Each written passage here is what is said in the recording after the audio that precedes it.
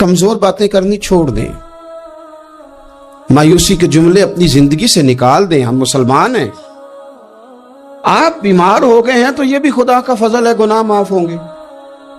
अगर अल्लाह ताला ने फकीर बना दिया, गरीबी आ गई है, तो ये भी फजल है, अमीरों से पहले जन्नत में जाएंगे। अगर अल्लाह तबारक व तआला ने किसी जगह आपको मकान नहीं दिया और दूसरे को दे दिया है, तो आप वो लोग हैं जो अजीम सुन्नत अदा कर रहे हैं सैयदना बिलाल हबशी की। अगर किसी जगह कोई कमजोरी आ गई है, कोई पीछे रह गए हैं, तो ये खुदा का फजल है। अल्लाह ताला ने चाहा हमारे लिए जो फैसला, तो हम उस पर राजी हैं। लेकिन अपनी जिंदगी और शिकवे इतने बढ़ा लिए, हमने इतने बढ़ा लिए कि लोगों से शिकवे करते करते रब रसूल से भी शुरू कर दिए। गुलाम भी कभी शिकवा करता है, आका का भी शिकवा होता है, बंदा भी कभी शिकवा करता है, रब का भी शिकवा होता है, ये भी कभी होता है। आप न माने पर यह शिकवा है कि मैं बड़े डॉक्टरों के पास गया हूं, आराम नहीं आया। न माने पर यह शिकवा है, मैंने कभी किसी को सताया तो नहीं, पर मेरे हालात नहीं ठीक होते। आप न माने पर यह शिकवा है कि फलाने के पास दौलत ज्यादा है, उसने पता नहीं वो आगे निकल गया और मैं पीछे रह गया। न माने पर यह शिकवा है। किससे कर रहे हो? रब रसूल से।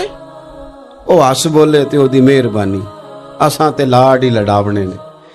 किससे शिकवा कर रहे हो? खुदा के बंदो, गुलाम गुलामी करते हैं तो शिकवे करते हैं कोई। एक सहाबी थे हजरत आसिम बिन साबित रदी अल्लाह ताला, जंगे उहद में ना हुजूर के हाथ पे मौत की बैत की।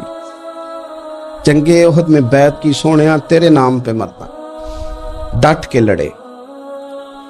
सलाफा बिन साद के 2 बेटे बदर में कत्ल किए इन्होंने।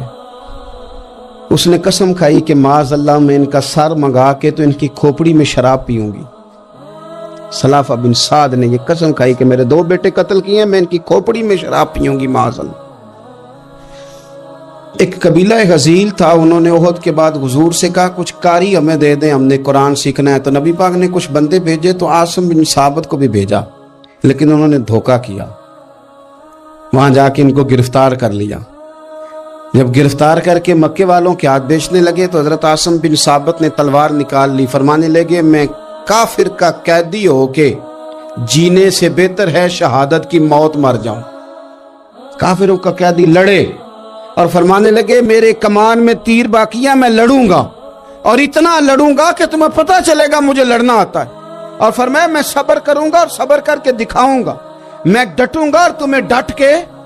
अकेला बंदा मैदान में डट गया, अकेला। जब तीर खत्म हो गए तो फिर नेजा निकाल लिया। ये बात आपको इसलिए समझा रहा हूं कि कुछ लोग कहते हैं जी मैं अकेला क्या करूं, तो ये आखिर में याद रखें कि सब्र आपने करना है चाहे अकेले भी रह जाएं, हौसला करना है चाहे अकेले भी रह जाएं। अकेले लड़े, तीर खत्म हो गए तो नेजा निकाल लिया, खूब लड़े। अब उसने कसम खाई थी कि मैंने इनकी खोपड़ी पे माज अल्लाह खोपड़ी मंगानी है, सर मंगाना है। और ये जो ले जा रहे थे धोखे के साथ, ये भी बेचने ले जा रहे थे। तो जब थक गए ना और चारों जानिब से जिस्म में तीर पे वस्त हो गए, तो दुआ मांगी। अकेला बंदा और सब्र का मकाम, दुआ मांगी, कहा अल्लाह मैंने आखिरी दम तक तेरे दीन की हिफाजत की है, अब तू मेरे जिस्म की हिफाजत करना, इनके हथे ना चढ़ जाए मेरा जिस्म। हजरत आसिम बिन साबित रदी अल्लाह ताला अन्हु शहीद हो गए।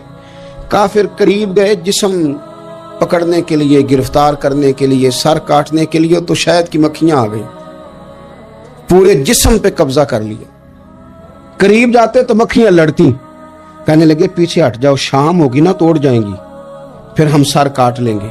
शाम तक चारों जाने बैठे रहे, ना कोई हवा आई, ना कोई बादल बरसा, ना कोई तूफान आया। शाम को इन्होंने उठाना था, एक रेला आया पानी का और जनाब आसिम बिन साबित की लाश मुबारक को बहा के ले गया।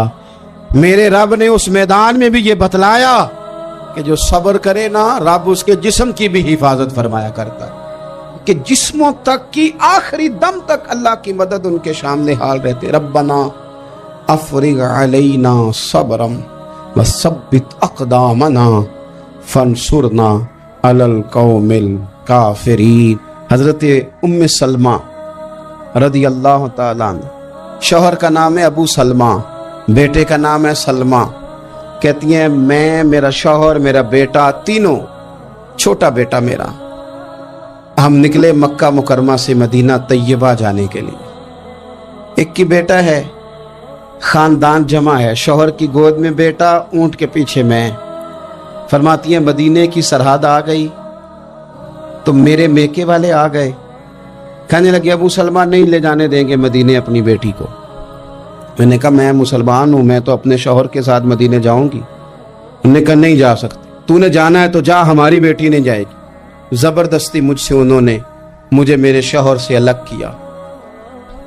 कहती हैं फिर मेरे शौहर के कबीले वाले आ गए, वो कहने लगे अगर तुम अपनी बेटी को नहीं ना जाने देते तो ये जो हमारा पोता है ये हमारी नस्ल है, तुम्हारा नहीं, इसे हम नहीं जाने देंगे। वो बच्चा अपनी तरफ खींचते थे, मैं अपनी तरफ खींचती थी, मदीने की सरहद पे। ये झगड़ा जमीन के लिए नहीं हो रहा, मकान के लिए नहीं हो रहा, हुजूर के मदीने जाने के लिए हो रहा, हुजूर के मदीने जाने के लिए हो रहा, मदीने जाने के लिए हो रहा। लंघ कई महीने ते बरस गए ते तेरी दीद नू दीदे ही तरस गए। उन्होंने बच्चा खींचा, मैंने अपनी तरफ खींचा, मेरे बच्चे का बाजू उतर गया। फरमाती हैं मेरे शौहर मदीने चले गए, बेटा मेरा मेरे ससुराल वाले ले गए, मुझे मेके वाले ले गए। आज भी कुछ सियाने बंदे कहते हैं इसको निकाल दो और बच्चे छीन लो। उनका भी ख्याल था कि बेटा ले जाएंगे ना तो अबू सलमा भी मदीने से वापस आ जाएगा, ये भी वापस आ जाएगा। और यार इतना बड़ा भी जालिम कोई नहीं होगा जो माँ बाप से बच्चे जुदा करे। फरमाती हैं कि वो ले गए छीन के, मैं मेके चली गई। लोग रोटी खाते थे, मेरे हलक से नहीं गुजरती थी।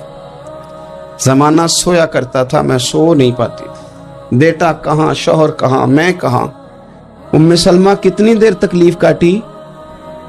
जनाब उम्मे सलमा कहने लगी लोगों 1-2 दिन नहीं पूरा साल बीत गया, पूरा साल। पर जे सोना ही मेरे दुख विच राज, जे सोना ही मारो मारो मैनू मार मुकाओ, मैं कोई उजर ना पेश ले आवा, और जे सोना ही मेरे दुख विच राजी, फिर सुख नू चुल्ले डावा। फरमाया साल बीत गया, लोग सुबह उठ के काम काज पे लग जाते, कपड़े बदलते, ड्यूटियां करते, और मैं सवेरे उठ के उस जगह आ जाती जहां मेरा शौहर और मेरा बेटा बिछड़ा था। मैं सारा दिन रोती, आहुजारी करती, हुजूर के मदीने की तरफ मुंह करके मैं तड़पती। साल बीत गया, साल, एक हफ्ता नहीं निकलता बच्चों के बगैर। बड़े बड़े सियाने लोग परदेश जाते हैं तो बच्चों की फोटो देख देख के रोते हैं, लेकिन कहती है माँ थी, बेटा बिछड़ा और फिर बेटा बीमार हो और माँ से जुदा हो, कितनी तकलीफ का मंजर है। आप फरमाती हैं कि 1 साल बीत गया और मैंने किसी की मिन्नत नहीं की, मैंने कोई शिकवा नहीं किया, इसलिए कि जिस हाल में रब रसूल रखे। ये हौसला, ये सब्र, ये तवानाई। 1 साल के बाद मेरे चचा का बेटा मेरे पास से गुजरा, तड़पते देख कर कहने लगा मेरी बहन तू सारा दिन रोती रहती है। तो मैंने कहा भाई तुम्हें क्या बताऊं, इसका शौहर चला जाए, बेटा जुदा हो जाए, वो क्या करेगी। फरमाते उसने जाके मेरे बाप से, अपने वाली से, मेरे खानदान वालों से कहा इसकी सजा कब खत्म होगी। इस गरीबनी का कसूर ये है कि ये मदीने वाले का कलमा पढ़ती है, इसकी गलती ये है कि ये मुसलमान हो गई है, दीन हक कबूल कर लिया, क्यों नहीं तुम ख्याल करते। कहते उनके दिल नरम हुए, वो रजामंद हुए मुझे मदीने जाने। फिर उसने कोशिश की, मेरे ससुराल पैगाम भेजे, कब बस करो, और बच्चा तो चिड़िया का जुदा हो जाए तो वह तड़पा करती है, और तुमने एक जीती जागती माँ का बेटा जुदा किया है। वो भी नरम हुए, रब ने असबाब बनाए, मेरा बेटा मुझे मिला। कहने लगे तू रह जा। मैंने कहा नहीं, तुम मुसलमान नहीं हो, तुम्हें पता नहीं ना, मैं यहाँ नहीं रह सकती, मुझे मदीने ही जाना है। अकेली इतना सफर, जंगलों का रास्ता, पहाड़ी रास्ता तय कर लोगी। मैंने कहा मैं कर लूंगी। जिन्हों वेख के ठर दियां अखियां ने तो जिन्हों वेख के ठर दा सीना है। रब्बा तेरी सारी खुदाई च एक ही ते शहर मदीना है। कहती मैं ऊंट पे बैठी, बेटा मैंने गोद में बिठा लिया, मैं सफर करने लगी, पर दिल में खटका था कि इतना लंबा सफर, बेटा छोटा है, कैसे करूंगी। कहते मुझे उस्मान बिन तला मिल गए, कहने लगे कहाँ जा रही हो बहन। मैंने कहा मदीने। कहने ये अकेले जाओगी। मैंने कहा जाना तो है ना, कोई साथ चले न चले पर शहर रसूल तो जाना है ना। आप फरमाती है मैंने उस्मान बिन तलहा से नेक बंदा कोई नहीं देखा, मेरे ऊंट की लगाम थाम ली। جب مجھے اونٹ پہ بٹھاتے تھے نا، اونٹ بٹھا کے چلے جاتے تھے، میں بیٹھ جاتی تھی تو آ کے لگام تھامتے تھے۔ جب کہیں مجھے اتارتے تھے تو اونٹ بٹھا کے چلے جاتے تھے، میں اتر جاتی تھی تو اونٹ کو باندھتے تھے۔ سونا ہوتا تھا تو اونٹ بٹھا دیتے، میں اتر جاتی، وہ دور جا کے لیٹ جاتے۔ فرماتی تھی پھر میرے لیے میرے رب نے اسباب پیدا کیے اور میں مدینہ پہنچی، میں شوہر سے ملی، اور لوگوں میرے نصیب دیکھو، میں رہنے کہاں لگی؟ حضور کے مدینے میں، شہر رسول میں، شہر رہ پائے نظر ہوش میں آ، یہ کوہ نبی ہے، میں حضور کے حرم کی زمین اور قدم رکھ کے چلنا۔ ارے سر کا موقع ہے او جانے والے، مدینے کے خطے، خدا تجھ کو رکھے غریبوں فقیروں کے ٹھہرانے والے۔ کہتی ہے میں وہاں بسنے لگی۔ آپ فرماتی ہیں مسلمانوں، شاید مجھ سے زیادہ تکلیف کسی نے نہ سہی ہو، پر دیکھو 1 سال پورا میں تکلیف میں رہی، اور جب میرا صبر سال کو پہنچا، صبر کی عمر 1 سال ہوئی، تو پھر رب نے بندوبست کیا۔ پھر میرے گھر والے بھی نرم ہو گئے، سسرال والے بھی نرم ہو گئے، رب نے میرے آنے جانے کے لیے ایک بندے کا بندوبست بھی فرما دیا۔ پھر میرا شوہر تک بھی میں پہنچ گئی، مجھے مدینہ الرسول بھی نصیب ہوا۔ 1 سال میں نے صبر کیا تھا، رب نے مجھے مستقل مدینے کا ٹھکانہ عطا فرما دیا۔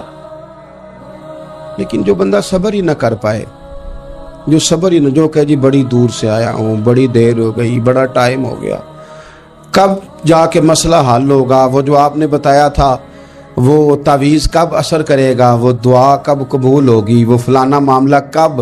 بھئی یہ ڈیٹ تو آپ کو رب رسول ہی دے سکتے ہیں، بندہ تو کوئی اطلاع ہی دے گا، پیغام ہی دے گا، دعا ہی کرے گا۔ اگر زندگی میں حوصلہ ہی نہیں ہوگا، اگر آپ کو یہ قرار ہی نہیں آئے گا، ٹھہرنا ہی نہیں آئے گا کسی میدان میں۔ دیکھیں کچھ ایسی اذیتیں ہوتی ہیں جو اذیت ناک ہوتی ہیں، لیکن اگر غلامی میں آ جائے نا آپ تو وہ اذیت ناک نہیں ہوتی، اس چبن میں مزہ آنے لگتا ہے۔ کئی درد بھی مزیدار ہوتے ہیں، کئی درد بھی، کبھی زخم ٹھیک ہونے پہ آ جائے نا تو اسے چھیڑو تو مزہ آتا ہے، اس لیے کہ کچھ درد بھی مزیدار ہوتے ہیں۔ آتش سے کسی نے کہا تو روتا بڑا ہے، اس نے کہا محبوب کی یاد میں تڑپتا ہوں، ابھی تو ایک دل ہے، میرے تو خواہش تھی کبھی 2 ہوتے نا تو صحیح کر کے تڑپتا۔ رب نے دل ایک بنایا، کہتا وہ مزہ دیا ہے تڑپ نے، کہ میری آرزو ہے یا رب میرے دونوں پہلوؤں میں دل بے قرار ہوتا۔ درد میں بھی مزہ ہے، پر شرط یہ ہے کہ لوگ درد میں بھی جینا سیکھیں۔ ہم نہ آرام میں جینا چاہتے ہیں، پنکھے کے نیچے جینا چاہتے ہیں۔ کاش کہ ہمیں صحرا میں بھی نیند کا مزہ لینے کا طریقہ آئے، پھر زندگی کے سارے راستے آسان ہیں، پھر اقرا بھی مشکل نہیں۔ لیکن چونکہ حوصلہ نہیں، صبر نہیں، وہ والا قرار نہیں جو ایک مسلمان سے رب رسول کا مطالبہ ہے۔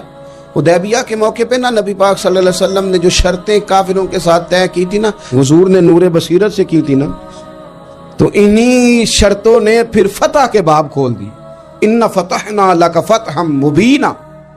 ایک شرط یہ تھی کہ اگر کوئی مسلمان مدینے سے مکے آئے گا تو مکے والے واپس نہیں کریں گے، رکھ لیں گے۔ پھر غور کریں، کوئی مسلمان اگر مدینے سے مکے آئے گا تو مکے والے واپس نہیں کریں گے، اور اگر کوئی بندہ مسلمان اپنے آقا کی مرضی کے بغیر مسلمان ہو جائے اور وہاں سے وہ مدینے آئے گا تو حضور پناہ نہیں دیں گے۔ تو میرے بھائی، محبوب کی طرف سے آنے والا نہ صرف سوکھ ہی نہیں قبول کرنا چاہیے، دکھ بھی قبول کرنا چاہیے، دکھ بھی قبول کرنا چاہیے۔ ہمارا یہ مسئلہ ہے کہ ہم نہ میٹھی میٹھی کے قائل ہیں، کڑوی کڑوی کے قائل نہیں۔ اگر وہ کبھی دکھ دے نا تو محبوب کا دکھ بھی سکھ سمجھ کے قبول کرو۔ ہاں اس کی طرف سے کانٹا ہے کبھی تو اسے پھول سمجھ کے قبول کرو، وہ چبھے گا نہیں، انشاءاللہ مزہ ہی دے گا، وہ قبول تو کرو نا۔ تو اب حضرت ابو بصیر رضی اللہ تعالیٰ عنہ ایک صحابی تھے، ایک تو حضرت ابو جندل رضی اللہ تعالیٰ عنہ تھے نا، تو وہ تو حدیبیہ میں آ گئے، حضور مجھے لے جائیں، تو نبی پاک نے فرمایا میں نے وعدہ کر لیا ہے، ان کو بھی حضور نے واپس بھیج دیا۔ اور یہ بیچارے نا اپنے آقا کی جیل توڑ کے مکے سے بھاگ کے مدینے آئے، یا رسول اللہ مجھے قبول کر لے، میں بھاگ آیا ہوں، وہ بڑا ظلم کرتے ہیں، مارتے ہیں، تکلیف دیتے ہیں۔ وہ آئے تو ادھر سے نا اس کے مالک نے 1-2 بندے بھی بھیج دیے رکا دے کے کہ یا رسول اللہ آپ کا تو وعدہ تھا کہ آپ بندہ رکھیں گے نہیں۔ یہ آئے اور رکا بھی آ گیا۔ اب ذرا منظر کو سمجھے، ہمارا تو یہ مسئلہ ہے کہ کہتے ہیں کہ میری 99 باتیں مانی ہیں، ایک نہیں مانی، لہذا میرا تعلق ہی کوئی نہیں۔ لیکن یہاں کیا کیفیت ہے؟ بندہ رو رہا ہے، تڑپ رہا ہے، حضور میں مار سے بچتا ہوا آیا ہوں، جیل توڑ کے آیا ہوں، مجھے قبول کر لیں۔ ادھر رکا آ گیا کہ آپ کا وعدہ تھا رکھیں گے نہیں۔ اب یہ کتنا مشکل مسئلہ ہے، لیکن رسول پاک علیہ السلام نے فرمایا ابو بصیر میں نے وعدہ کیا یار تجھے واپس جانا پڑے گا۔ اوئے ہوئے ہوئے، لوگ تو کہتے ہیں نا کہ وہ پیر صاحب نے کہا تھا تو میرا کام نہیں ہوا لہذا میری بیعت ہی گئی، چھٹی ہو گئی، ماحول ہی بڑا عجیب ہے۔ حضور نے فرمایا واپس جا، لیکن جے کر یار دے نام دا ملے مینا، پھر انہوں چولی پا لئیے مینے نو پنجے سٹیے نا۔ جے کر یار دے نام دا، سامنے والے نے تانا سمجھ کے دیا تھا پر یار کے نام کا تھا نا، اس نے کہا لا صحیح سونے کے نام کا ہے نا، تانا ہوا تو کیا ہوا۔ جے کر یار دے نام دا ملے مینا، انہوں چولی پا لئیے پنجے سٹیے نا، تے جے کر یار دے نام دی ملے سولی، پھر جھوٹا جھوٹ لئیے تے پیچھے ہٹیے نا، جھوٹا جھوٹ لئیے۔ اب لکھنے والے کا بھی اپنا انداز ہے نا، کہتے ہیں یہ بھی میرے لیے جھولا ہی ہے، یہ بھی آرام کی جگہ ہی ہے، جھوٹا جھوٹ لئیے تے پیچھے ہٹیے نا۔ حضرت ابو بصیر رضی اللہ تعالیٰ عنہ سے حضور نے فرمایا واپس جانا ہے، کہ سونے ٹھیک ہے، کوئی شکوہ نہیں، کوئی گلہ نہیں، یہ بھی میرے محبوب کا حکم ہی ہے۔ اور کیا بات ہے، میرے نبی وعدوں کے پکے ہیں، کیا بات ہے، حضور نے جو کہا کر کے دکھایا۔ کہتے ہیں میں واپس جا رہا تھا، ایک دو بندے ساتھ تھے، جب مدینے کی حد گزر گئی نا، حضور نے تو کہا تھا نا مدینے میں پناہ نہیں دینی، تو میں نے اس سے کہا یار تلوار بڑی سونی ہے میرا دکھانا، اس نے دکھائی تو ایک کی میں نے گردن کاٹ دی، دوسرا ویسے ہی بھاگ گیا، اور بھاگ کے حضور کے پاس آیا، جی اس نے تو مار دیا۔ تو سرکار فرمانے لگے میں نے تو وعدہ پورا کیا تھا نا، تم سے نہیں سنبھالا گیا تو معاملہ تمہارا ہے۔ اب حضرت ابو بصیر رضی اللہ تعالیٰ عنہ واپس آئے، عرض کی حضور اب میرے لیے کیا حکم ہے؟ حضور نے فرمایا میاں حکم وہی ہے، مدینے میں ہم نہیں رکھ سکتے، تو مدینے میں صحابہ تھے نا، حضور کی باتوں سے خوشبو لیتے تھے، مدینے میں نہیں رکھ سکتے۔ حضرت ابو بصیر کہتے ہیں میں مدینے کی سرحد سے نکل گیا، اس جگہ چلا گیا جو نہ مکے کی ریاست میں تھا نہ مدینے کی، ایک مقام ایس تھا جہاں میٹھے پانی کے کنویں تھے، وہاں رہنے لگا۔ حضرت ابو جندل کو پتہ چلا کہ ایک نیا ٹھکانہ بن گیا، وہ بھی جیل توڑ کے آ گئے، 70 بندے آ گئے، وہاں سے قافلے گزرتے تھے کافروں کے، یہ بھی مسلمانوں کو تنگ کرتے تھے، اگر مکے سے کوئی قافلہ گزرتا تھا تو ہم نے بھی ان کو پکڑا، کافر کا مال مال غنیمت اسباب بن گیا۔ اور وہ جب قافلہ لے کے آتے تھے تو ڈرے ہوتے تھے، اور ان کو تو ستایا تھا نا، کہتے ہمیں ستایا بڑا تھا، ہم تو انقلابی بن گئے تھے، ہم تو رکھ لیتے نا، بڑی منت کرتے، بڑی جان مشکل سے چھڑاتے، 70 بندے ہو گئے، پھر 300 ہو گئے۔ تب وہ بصیر کہتے ہیں دنیا مدینے جاتی تھی لیکن ہم تڑپتے تھے، ہم تڑپتے تھے، روت لنگ گئی ہے پھر باہر آدھی، تے اجے چٹھیاں مدینے آئیاں نہیں، ہم تڑپتے تھے کہ یار کوئی موقع ملے، روز رات کو روتے تڑپتے۔ 300 انقلابیوں کا جتھا صبر سے بیٹھا ہے مدینے کی سرحد پہ، اندر آنے کی اجازت نہیں، پر غلامی میں روز اضافہ ہو رہا۔ صبر دیکھو، غلامی میں روز اضافہ ہوتا ہے۔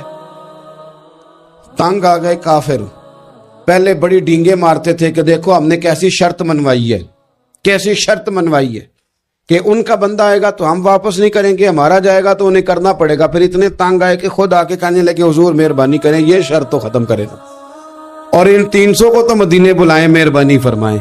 حضور بڑے خوش ہوئے، آج غلاموں کے نام پیغام لکھا، غلاموں کے نام پیغام لکھا، چٹھی لکھی حضور نے۔ چٹھی کس چیز کی لکھی؟ آ جاؤ یار مدینے آ جاؤ، چٹھی آئی مدینے آنے کے لیے، حضرت ابو بصیر کے نام چٹھی گئی، آ جا یار مدینے، آ جا تیرے نام پیغام سب لائی ہے سرکار نبی سے، اور آیا ہے بلاوا مجھے دربار نبی سے۔ پیغام آیا۔ حضرت ابو بصیر اتنے بیمار تھے کہ نزع کا عالم تھا، لیکن اس عالم میں بھی انتظار تھا۔ اس آخری ویلے اکھیاں میریاں رات تکنائے تیرا تے سجنا کچھ بھی نہیں جانا، یہ پا جاویں ایک پھیرا تے سر میرے تے آن کھلوویں تے پھر پردہ رہ جائی میرا، سوکھا نکلے صاحب ظہوری، یہ ویخ لوے مکھ تیرا. حضرت ابو بصیر کو نا وہ رکا گیا, حضور کی چٹھی گئی تو یوں چٹھی پڑی, حضور نے فرمایا آ جانا, رستہ کھل گیا ہے, تو آ جا, کھل گیا رستہ. دعا فرماؤ مدینے کے رستے کھل جائیں, کرو نا یار دعا مدینے کے رستے کھل جائیں. کچھ ایسے ہیں جنہوں نے سارے دکھ سنانے ہی مدینے جا کے ہوتے, کچھ لوگ ایسے ہیں جن کے دل اور کلیجے پھٹنے کو آ گئے, دعا کرو رستے کھل جائیں. حضور نے فرمایا آ جا, تیرا راہ کھل گیا. حضرت ابو جندل کہتے ہیں میں سرانے کھڑا تھا, حضرت ابو بصیر کے خط پڑھا, مسکرائے, اشارے سے کہنے لگے دیکھ میرے نبی کا خط ہے, حضور کی چٹھی میرے نام آئی ہے, پڑھنا.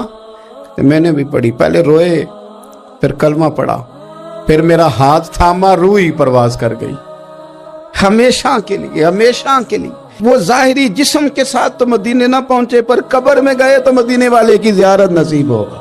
قبر میں حضور کی زیارت نصیب ہو گئی. قبر میں حضرت ابو جندل کہتا ہے میں نے جنازہ پڑھا, اور اسی مقام پہ جہاں انہوں نے انتظار کیا تھا نا, وہ مقام میں انتظار ان کا مزار بنا, مزار کے ساتھ مسجد بنی, مسجد کا نام مسجد ابو بصیر رکھا گیا.